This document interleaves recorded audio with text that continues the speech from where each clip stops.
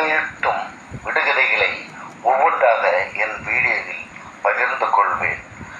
இனி முதலாவதாக நாம் முன்னாடி படித்த விடுகதைகள் மறக்காமல் இருப்பதற்காக ஒவ்வொன்றாக ஒவ்வொரு ஆட்களுக்கும் நான் ஒன்றாக கூறுவேன்.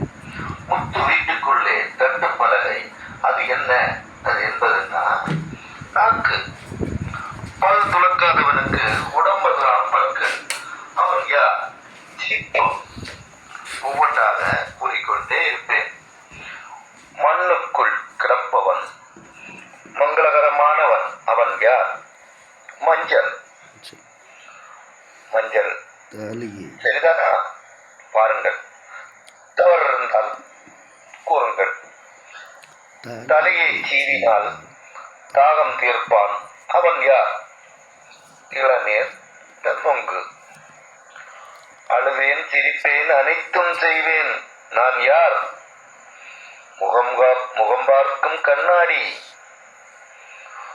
ஊரெல்லாம் ஒரே விளக்கு, அதற்கு ஒரு நாள் ஓய்வு, அது என்ன? நிலா. 4 காலுண்டு, வீச வால் இல்லை, அது என்ன? நாற்காலி. கொம்பு நிறை கம்பு, அது என்ன? மாதுளம்பழம். ஆடும் வரை ஆட்டம், ஆடிய பின் ஓட்டம், அது என்ன? இதயம்.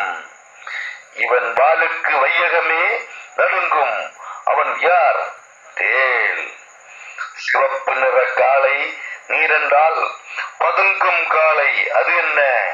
நெருப்பு. கடல் நீரில் வளர்ந்து மழை நீரில் மடிவது, அது என்ன? உப்பு.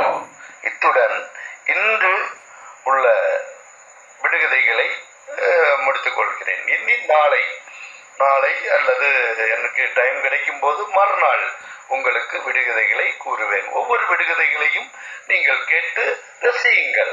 உங்கள் சந்தோஷம் எனக்கும் சந்தோஷம். உங்கள் வெற்றி எனக்கும் வெற்றி. பாய்.